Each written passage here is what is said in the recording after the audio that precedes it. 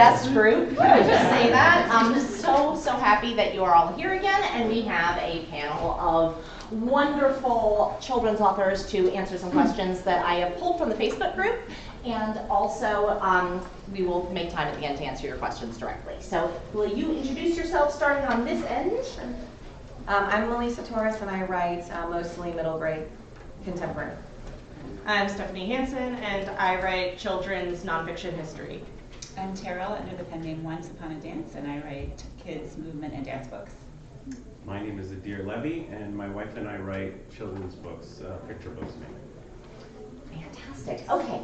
So, and you guys know me, I'm Marie Fox, and I gave a talk yesterday, and I work with Stephanie and write mostly children's nonfiction, but occasional fiction, easy readers, and picture books. All right, fantastic. So, I want to start on this end with Melisa. You have an awesome middle grade series, and we talked mainly yesterday about picture books and easy readers, but what makes something middle grade? What classifies a book as middle grade? So it's a trick question because the book industry classifies it as 8 to 12-year-olds, but what I'm noticing, your buyers or your parents see it, they see middle, they don't have the words middle grade. So they see it as elementary school books and then middle school books. So with elementary school books, you're at 7 to 10 or 11, and then middle school is 11 to 14. So I market it elementary and middle school because I'm not trying to sell it to a publisher. So thank you very much. And just if you could talk for 1 second, like your books, I've seen them on your website and they look great.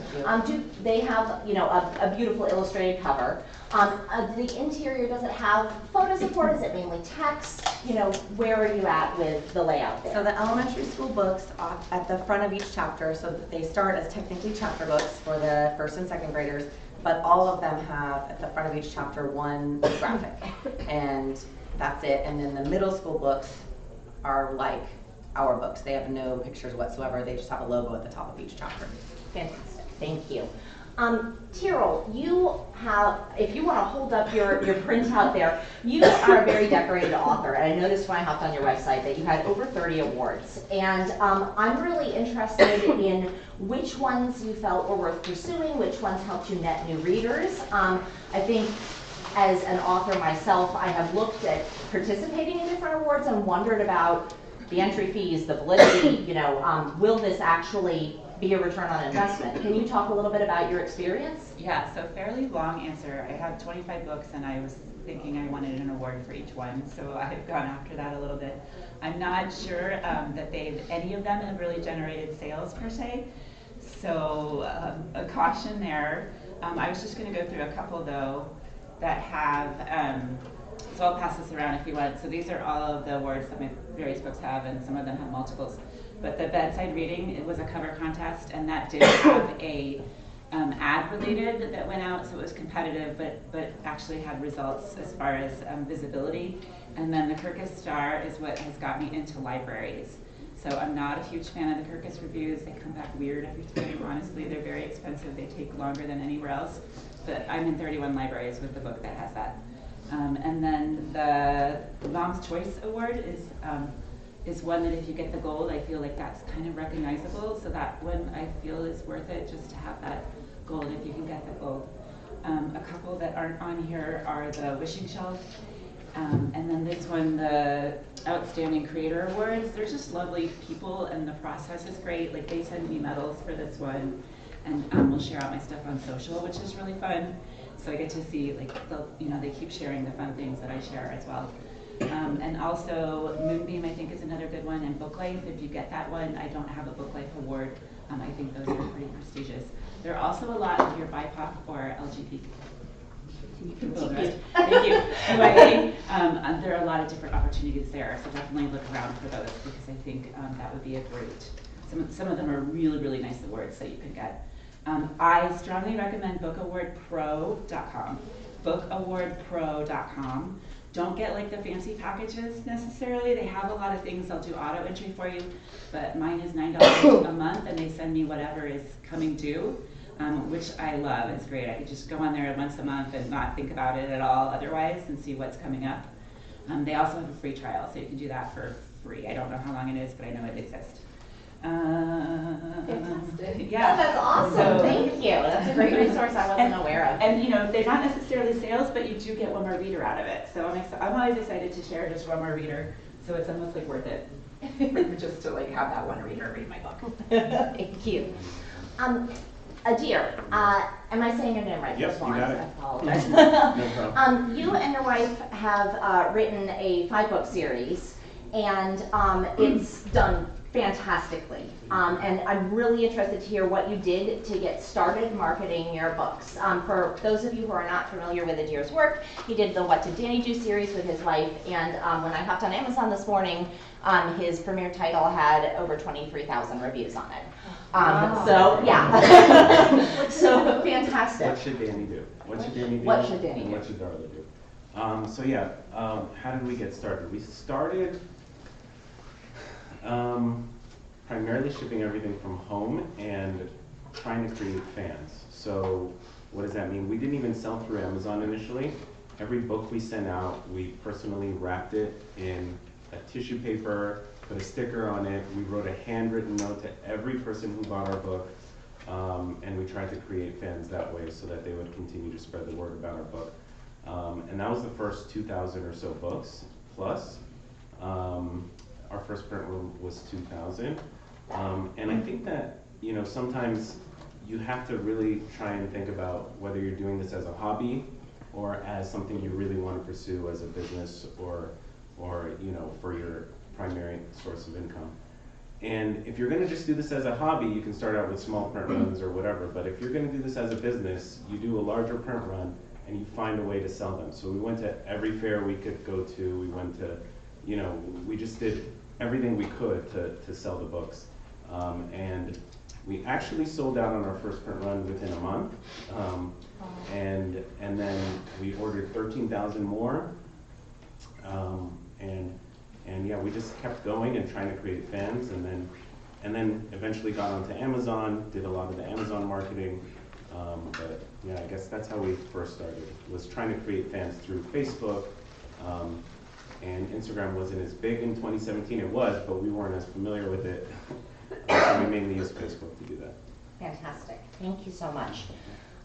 Stephanie, you write children's nonfiction. And I would love to hear your thoughts on writing engaging nonfiction for children. So, you know, kids want to relate to what they read, and it's possible to help them relate even to people who lived a long time ago by the things that you pull out. So in my books, I talk about, you know, the important things that you should know from history, like Alexander the Great conquered a lot of territory. But I also talk about how Alexander the Great's sister allegedly turned into a mermaid. Or I talk about the Stone Age people of Japan and how they trained their dogs to use pit toilets. And those hooks pull kids in, so then they'll take in the historical information as well because they keep reading. And then, you know, we put a heavy focus on having visually appealing books to draw kids in. So engaging artwork. When we do print runs overseas, we're able to add a lot of details like ribbon bookmarks and fancy gold things because kids like pretty books just as much as we do. And so yeah, just focusing on the human aspect in nonfiction I think is a really great way to get kids engaged. Fantastic. Thank you so much. I'm going to bounce back because I have like a pattern going. I'm going to bounce back to Melissa here. So you have a high series read-through rate, and that's something you've really focused on. Yes. What do you do? You've made intentional choices to make that happen. What do you do to get that series read-through rate? So I think with middle grade, there's always two parts to think about, your reader and your buyer. The buyer is the parents. So for the reader to get read through, it's the story. And I find that relatable characters that they want to see again and a setting that they want to see again will get them asking for the next book. And my series, I bounce main characters. So that's a little bit tricky, but I make sure that if the best friend in book 1 is the main character in book 2. So that the readers know her and they want to know her next story. And then in book 2, I'm going to introduce somebody else in book 3. She's really heavily has some page time in book 2. And so they want to know the story. I also put the first chapter of the next book in the back of the previous book. And then the kids are already hooked on that story and they ask for it. So the B story is a great way for that best friend to be important enough to be a main character in the next book. So engaging characters, engaging setting, we're like that too. We get attached to characters and we want to see them again in the next book. So kids are the same. For the parents, branding I think is huge. Make it easy for them to find your book because they're not paying that close of attention. They know, oh, what book are you reading? So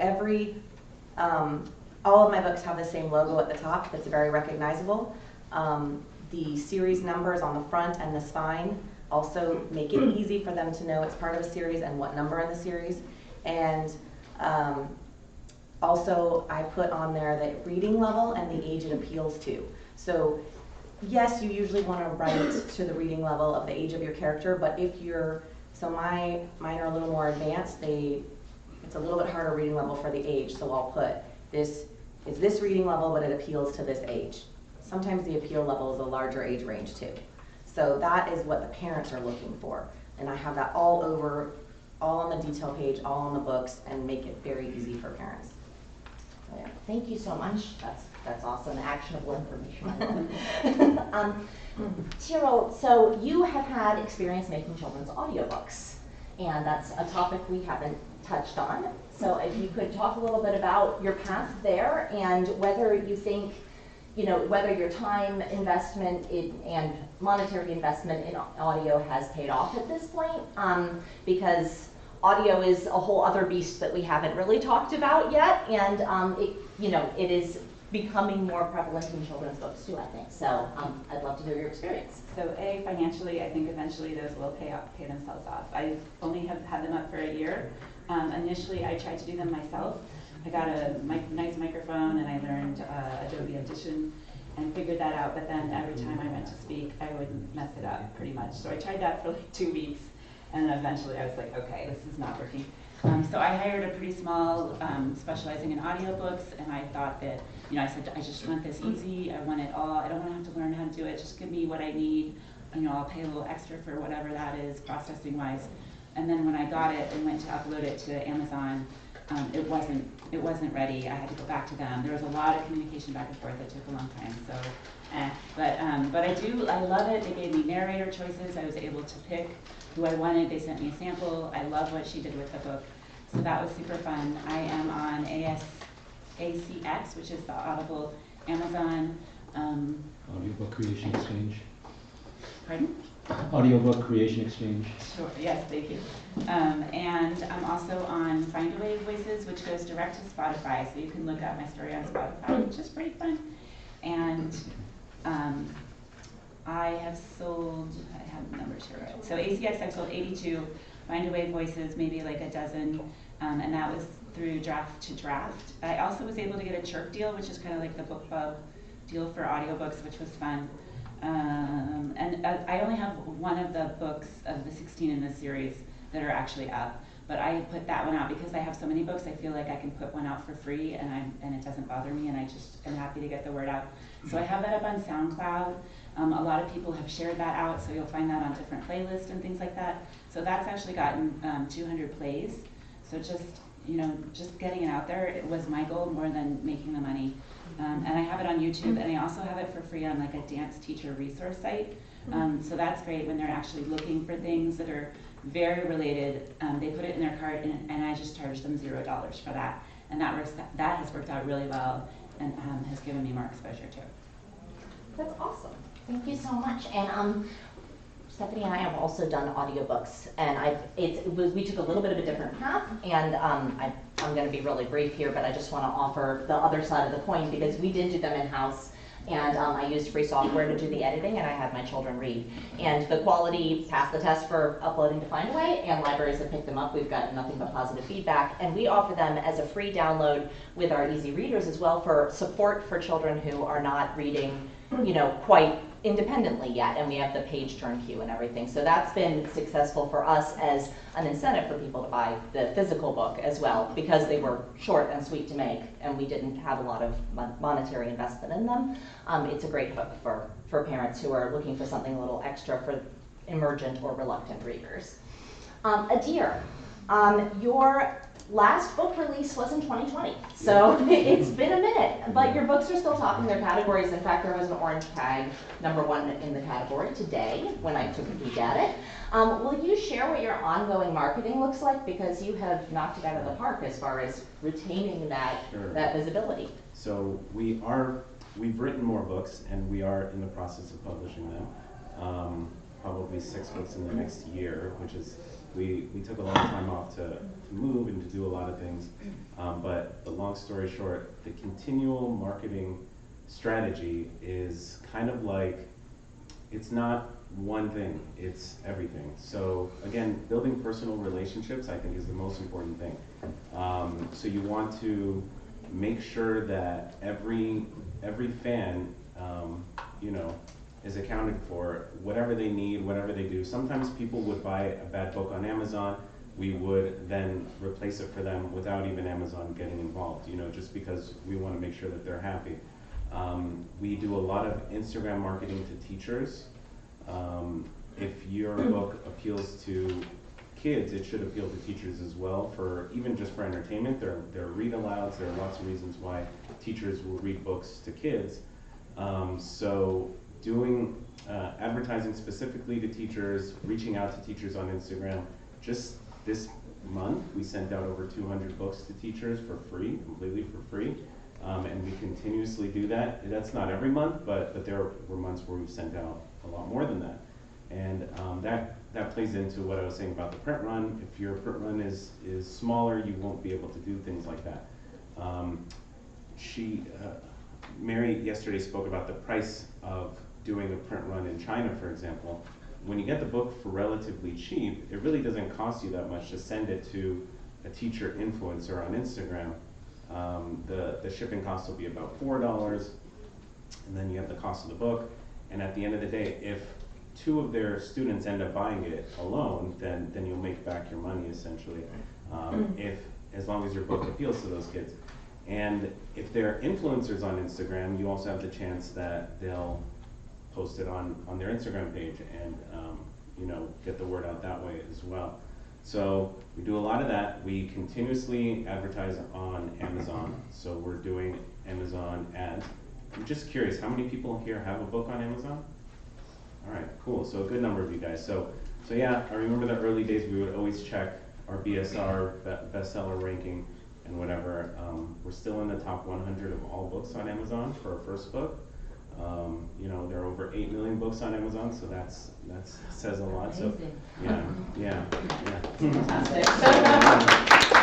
we continuously advertise on Amazon, reach out to mainly teachers, obviously moms, grandparents, whoever else you can get a hold of, but teachers were our main target. Fantastic. Thank you so much. And teachers, Stephanie, you have done, you were a teacher, and you have done school visits as well. Yes. And that's another tool in the marketing box and the community building box. Can you tell us about your experience doing school visits and how to make them engaging for kids? Yes. So one of the big questions that I see, first off, is about, do you charge for school visits or not? And my answer to that is yes, most of the time, but there are exceptions. It depends on who's paying for the school visit. If the school has a robust PTA that, is reaching out to authors and scheduling visits, that's what the PTA is there to fundraise for. They should be paying you. You are a professional. And the starting speaker fee for school visits is about $300. Now I taught at, one of the schools that I taught at was in a high poverty area. There was no PTA. Because those parents were just working really, really hard. And I would not charge for a school visit at a school like that. I would give them exactly the same presentation, but I would donate my time for that. And in terms of making it engaging, an assembly that I did recently, the school was actually really nervous because for the kindergarten through 3rd graders, they had never been to an assembly in their lives because of the pandemic. And so, man, that pressure was on to keep those kids engaged. So what we did was I set it up that they would want to pay attention to my read aloud. So I put up a bunch of true-false questions and told them just thumbs up if you think it's true, thumbs down if you think it's false, and then they wanted to know if they were right. And they wanted to catch me, and and they were so sure that ancient Egyptians did not eat hedgehogs. And so then when I get to the part about eating hedgehogs, like the crowd erupted. It was great. And then so I read them a passage that I thought would be, most exciting to them. So ancient Egypt is always a popular topic, especially mummies. It was close to Halloween. We talked about mummies' curses, and then we played another game at the end of the presentation where we did like ancient history, never have I ever, to show how they were actually more like people of the past than not. And so it was a 30-minute presentation. I started with a game. I finished with a game. They had time to talk to the people next to them because, especially with those K through 3, it is hard for them to sit still for that long. And then there was also a Q&A at the end. So I kept the reading part really short. And in terms of marketing, the school sent home a flyer with all the books on it. Some PTAs, you can do a pre-order, so then they collect the money and you bring the given number of books and then give them signed copies. So that's another way that it can be a sales outlet for you. And you can also sell books on the day of if you're comfortable with that changing hands. That can be a little bit stressful. It depends on the school's schedule and how tight they are. On this particular most recent one, the PE class was coming in right after us. So I had to pack up and go out. And for booking school events, tell all the parents in your life that you are available for author events. And they can take that to their PTA or PTO, whatever it's called in your district. Fantastic. Thank you so much. I think we had a question back there, and yeah, we're going to open up for questions in just a minute. Oh, did you Just have super quick, how long? How long is the school visit? So I did 2 30-minute presentations. They split it between grade levels. Okay, thank you. Any longer than that, and kids are really going to start to get antsy. So I would plan for about 30 minutes. Okay, fantastic. And I had a question come up in the Facebook group that, although I'm not sitting on the panel, I was poised to answer. So I wanted to go ahead and, this doesn't apply to everybody, but I wanted to direct it to the people who are in multiple genres. Someone asked how you balance writing both children's books and adult books. And that's something that I do. I write children's books and I own an educational company. I also write dark urban fantasy with heavy romance plot lines. So all the blood and gore and spice. So my solution to this, and I'm going to caveat this with the fact that it would not be career ending if either of my reader groups crossed paths. That wouldn't be terrible. Now, if you're writing, Christian values children books and harem erotica, you might have might need more levels of separation or consider different aspects. But for me, it hasn't happened yet, even with the internet and social media and all of that. If it did, I am prepared to chat about it, and I don't think it would be really that big a deal just because of the different demographics that I target. But my social media solution, because that's where the nexus is, right? That's where we all get, you sign up for one account with one thing, you sign up for another account with the same email, and all of a sudden those names are connected, and social media is showing you the ads that relate to all of the different things in your life, and somebody tries to find you on Facebook and they're like, oh, you're connected to both of these pages. I created a third identity. So my Nexus identity is Marie Fox, as I'm speaking to you here. Not my real name, not my pen name. This is a name that exists only to be this person who has a foot in both worlds. And out of that social media account and that email address, I run both businesses so that they come back to a neutral nexus point that's not connected to anything else in my life. Does that make sense to you guys? it's a little bit tricky, and I do want to say that on social media for both businesses, I show my face. I do TikTok, I do Instagram, I do Facebook, I do live streaming for book launches, we do live events. I have always shown my face for both. I have slightly different, wardrobes basically, because I'm dressing up a little bit as the right personality. But they're both equally me also, and you can be genuine and be in two different niches, and with facial recognition being what it is, I'm sure someday somebody's going to figure it out, but again, it hasn't happened yet. I've been doing the children's books and educational materials for 8 years. I've been doing the dark urban fantasy for 3 years. So, that's thousands of posts. So, I think it's entirely possible, but you have to consider what you want your operational security to be and how much you care if there is some crossover. So that is that. And I want to open it up to your questions. Yes? So for Adir, at what point did you say to yourself, you know what, we need to start doing this not on a personal level, we're actually sending it ourselves? At what point did you say, you know what, we can't do it anymore, we need to do a third party or sell it to Amazon? Yeah, well, there were a couple of reasons why we did that. One was we weren't getting enough sales to provide enough income for our family at the time, selling it ourselves. The first month it was great, it wasn't always that good afterwards. So we were looking for new avenues of revenue, Amazon being obviously the largest one. But then also when my garage was full of books, where we didn't have enough room for anything. So now we use multiple warehouses across the country. When we print them, we store them in the warehouses and get them to Amazon or wholesalers or direct to consumers from there for the most part.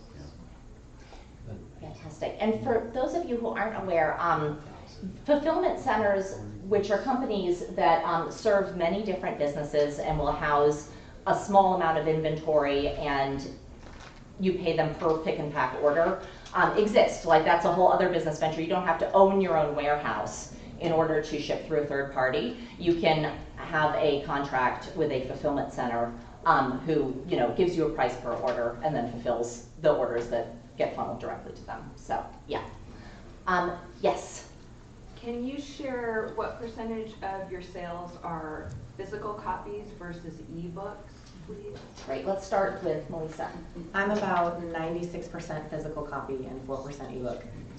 And Yeah, I probably should have done the math because I think somebody asked this yesterday too, but we are almost exclusively paper books with the exception of our cookbook was pretty popular in digital form, but the picture books are very much print. And before we go on, I want to point out the price point on that was radically different too. Like, the cookbook is $50 in physical form. It's not the same as a $5 easy reader, where the difference between the ebook and the physical copy is not that great. Yeah. Probably 95% print. In the United States, we're 100% print. We don't even have an ebook. In other countries, they have printed ebook versions, and it's still in the 90-something%. They've created ebook versions, sorry. Still in 90-something% sales, paper. Yes. Hi, Melisa. My question's from Melisa, right? Yes. yes. I write contemporary middle grade, with a sweet spot of sort of 10 to 11 years old. I was wondering if you have any tips you can offer for targeting those parents. Like, are you doing Facebook ads? Are you doing Amazon ads? Or like, what's your approach for that? So Instagram and Amazon ads.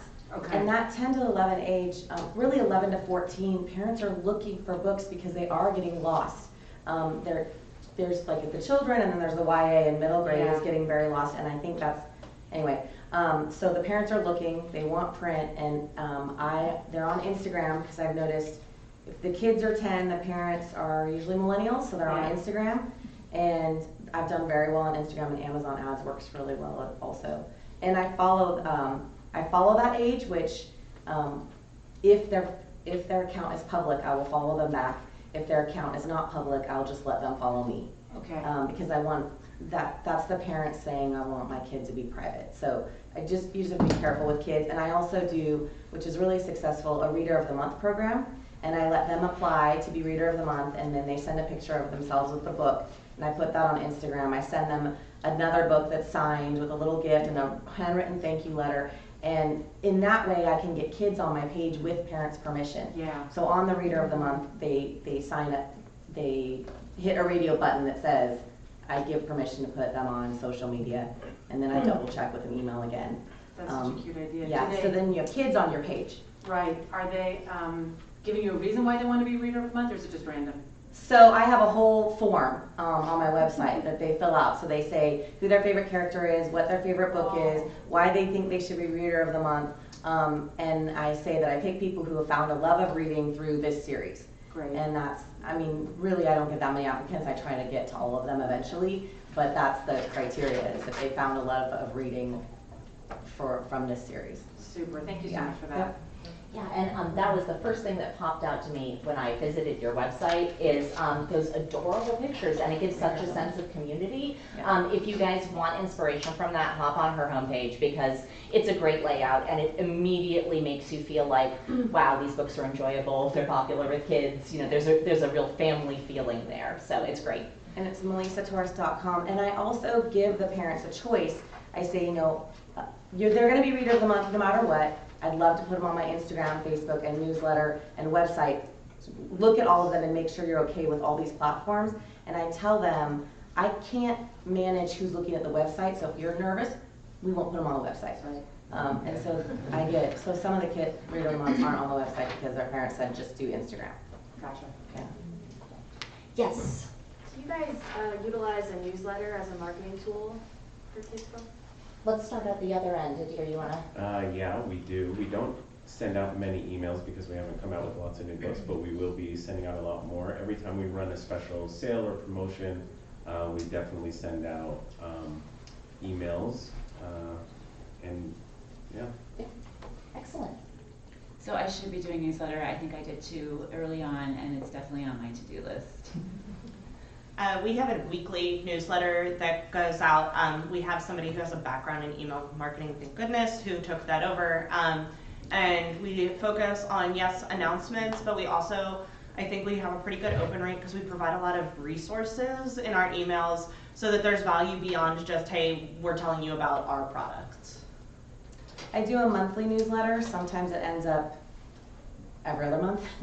But I feel like that's for both the kids and the parents, so it's a little tricky to put together, and that's why I don't do it very often. But my daily or every other day interaction is on Instagram. So. Yes. I'm curious about your craft in terms of when you come up with the story ideas. How did you kind of figure out, okay, what age, for example, like the story belongs to, and then how you finish the story? So like, where do you go from there? Like, is it the same process with like the adults, like the art fiction and the this and the that and all that stuff? Do you want to start? Stephanie? Start in the middle. Okay, all right. Mixing it up. So, with our first book, which was about ancient history, I write it about a 6th grade level, and so I can go higher because I was a history major, and I can dive real deep. But I try to keep it at about a 6th grade reading level. There are so many readability programs, add-ons out there. I'd like to keep them on while I'm writing so I can see if I start to go more dense. Mention one of them specifically, like throw out some names. Oh, yeah. So I do a lot of writing in an app called Hemingway, which is fantastic. It also flags your sentences if they are hard to understand, which is really great when you're writing for kids. It changes color as you write. It's super visual. And Hemingway is a one-time purchase, not a subscription. It's like $30. And then I use Pro Writing Aid in Google Drive as well. And I use both of these tools a lot. For the easy readers, I knew we wanted to write it at about a 2nd grade reading level because that's where we wanted to hit. We wanted to hit new readers. We wanted to also hit older but reluctant or late readers. So we went in with very clear goals on reading level. I'll do, so I have this series that's illustrated for 4 to 7, 5 to 8, or 6 to 9.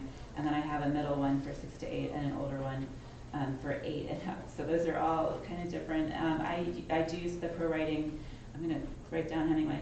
And then I also do the Lexile because they're over the age, so they're more advanced because they're meant to be enjoyed with a caregiver. So I just like to be really clear about that. So I use Lexile to give anyone who knows what that is that clue. When we first started, the first editor that we showed our book to said, this book doesn't appeal, it's kind of too broad. It appeals to too many ages, and you kind of need to find your niche. And what we found to be true was, I mean, thank goodness we're self-published, we could appeal to a broader audience. You know what I mean? Like, we went into classrooms and we actually read it to the younger age group. We read it to 3- and 4-year-olds. Then we went into a 2nd grade classroom. We read it to 7- and 8-year-olds, and they all liked it. So it was initially, I think in the traditionally published world, they try to close you into a certain corner. But if you feel like you have a good product that can appeal to a larger age range, then test it on them. Go out there, read it to kids, see what they enjoy, and make sure that you held their concentration for at least the duration of the book. Yeah. So for me, I knew I wanted to do a series, and I noticed there's 2 types of series. The series where the characters don't age and they're static. So Magic Treehouse, Jack and Annie are 7 and 9, and all 60 or however many books they have. And then in Harry Potter, they grow. And so I decided I wanted characters that grew. So I started with them. The main characters in the first book are 7 to 10. And so that gave me a broader range by having the characters different ages. And then they've grown, and now they're 10 to 13. What really helped me was to go to the library and look at scholastic books and flip through them and see the reading level and see what they have on the back. It says the reading level and it says their age, and that is huge. Parents are looking for that. And I even, on formatting, you want to look at how far the spacing is and what works for their eyes for 2nd grader versus what works for their eyes for 4th graders. And all of the traditional industry, it's so fun being self-published because you can pull their strengths from them and then you can ignore them when you feel like ignoring them. So, one of the things was they wanted me to have female antagonists, and I was like, no, I don't need female antagonists. And so you can take the best of what you want to do, and the best of what they've done and make your awesome book. We also use kid beta testers. Yeah, and I wanted to touch, don't forget that to loop kids into your creative process, I used my children as beta readers, and they gave me insights that an adult looking at the book would not have given me, about the language that I used, about some ambiguous sentences that didn't seem ambiguous to me, but to a 7-year-old, yeah, I had to reword it. So it's, kids are happy to participate in that process, and it's great to invite them to do it, and you will get, ungarnished insights about your work that make it better. And I think we have time for one more question, and there was a lovely individual with beautiful hair in the back. So y'all talked about yesterday having books printed from China, being able to get those for like $1, but you talked about today fulfillment centers. Yes. Is it possible to get books printed like in China or something, and then get it to fulfillment centers? That's what we do.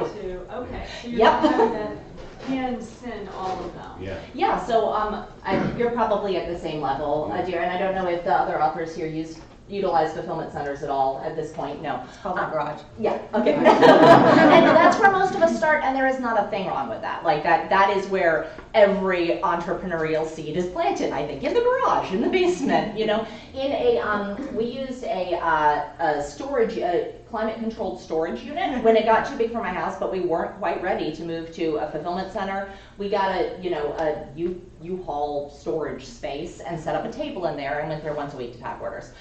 Those are legitimate stepping stones. And I'm gonna give I have time for more. Oh, because you did, bless you, yeah. you did the 40 minutes because, yes, thank you. She looked at me and she's like, this woman's gonna talk. Okay, so we actually have a few more minutes. I lied. Fulfillment centers are available all over the country, and they vary wildly in their terms. They're all their own small businesses. There's no like network, or I mean, maybe the bigger ones have more than one location. We've worked with the same one for, oh goodness, 6 years now. And prior to finding this one, we went through like 3 that were just very challenging in very different ways. I would be happy to give you the information from my fulfillment center if you would like to talk to them. Again, your mileage may vary, but I have worked with them for a long time and I like them very much. I would just add one thing to that. Something that's important if you are looking at a fulfillment center is minimizing shipping costs, because that adds a lot to it. So if you're gonna print in China, you're gonna probably bring it into the LA ports, so you might want something closer to LA, but then that might get expensive if you're shipping across the country. So you might want something in the middle of the country. So it really depends on where you're going to be shipping to. Most of our Amazon orders go directly to their Amazon warehouse in Ontario, which is near Los Angeles. So, you know, for a long time we had our main fulfillment center in Commerce, near Los Angeles. So that's an excellent point, and we made an intentional decision about that as well. The vast majority of our customers are in California and Alaska.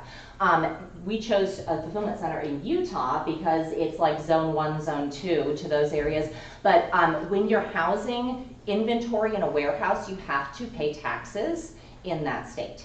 And California taxes are nuts. They're crazy. That's so, why yeah. I moved everything out of California. Yeah. now we have a warehouse here in Las Vegas. So. Yeah. So it's, you know, be aware.